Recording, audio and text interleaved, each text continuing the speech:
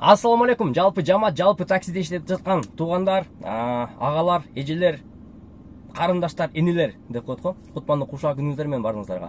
Мен азыр Карасаева жетиге келдим, Нави таксинин главный офисине. Келип бияка келген себеп өзүңөр билгендей эле, эртең 16 сентябрь бардыгыңар Яндекске чыкпагыла, эртең бойкот кылгыла, там 1-2-3 миңди аябай общий жамааттын инициативасы менен колдоп койгула деп ар кайсы соцсеттерде, ар кандай баракчаларда агитация болуп атат. Ошонун негизинде азыр мен конкретно ошону айтып коеюн деп чечтим да, өзүм жеке оюмдучу. Мисалы үчүн менин оюм мындай болуп атат да. Биз азыр получается ошондо Яндекске бойкот объявлять этебиз. Ал бойкоттун конкретный немеси требованиясы процент азайтыш керек экен. Комиссияны процент азайтыш керек экен.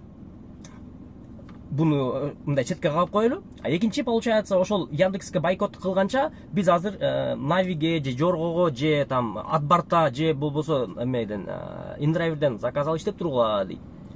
Анан мен ушинтип ойлоп калдым да, мисалы эгерде биз азыр Яндекске бойкот кылып туруп ошол ойлогон ойлорубузду ишке ашырып алган болсок, получается биз могу Навини колдонуп коебузбу ошондо.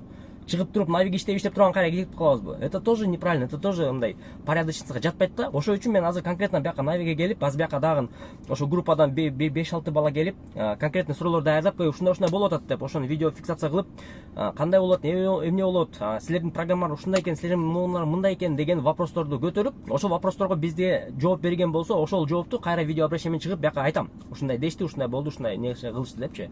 Плюс эгерде жок, биз эми Яндекс по-любому СНГде один из самых крупных агрегаторов болгон үчүн ошол жакта эле иштейбиз, кайра ошол жака барабыз деген башынан эле ой болгон болсо, анда мен моундай айтмакмын да, водительдердин баардыгы требования кылыш үчүн чогулуп, бирок бул маселени уже Министерство транспорта уже чечип атат негизичи. Билбейм, уккан жоксуңарбы, но новостилерде уже полностью эле айтып атат то, что Яндекстин жанагы акча маселесин ар бир тарифтин категорияларын өзүнчө кылып, экономго ушунча, комфортко ушунча и так далее.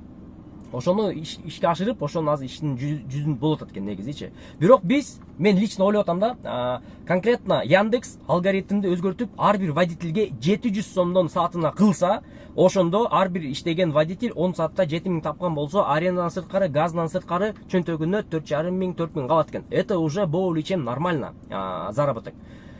Ошол эле кезде таксини, Яндекс таксини жакшы түшүнгөндөр бар, саатына азыркы убакта 750-800 иштегендер бар. Алар жанагы кайсыл жерде кандай спрос болуп атат, кайсыл жерде кандай кеф жанат атат, ошолордун баарын билип иштегендер бар.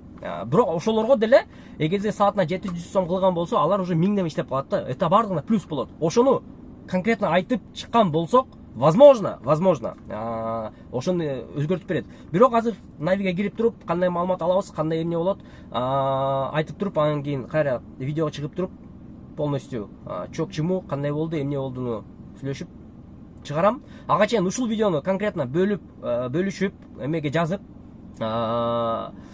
комментарийде калтырып, оюңарды бөлүшүп кеткиле. Жана ошол эмеге WhatsApp группада тоже кандай бир жаңылыктар болгон болсо, ошол жака кошулуп алгыла. Мен WhatsApp группа описанияга калтырам. Кимде ким өзүнүн оюн айткысы келип, жаңылыктар менен бөлүшкү келген болсо, ошол жака кошулуп жазсаңар болот туугандар. Азыр 1:30 деп сүйлөшкөнбүз, саат 1 болду. Мен эрте эле келип алып турам биякта, могу Навинин эмесинде, офисинде. Мынакей Карасаева 7 экен, мынакей. Всё, анда эмесе ийгилик, азыр бияктан чыгып туруп, андан видео киргизем. Саат 1 болду, эсле что.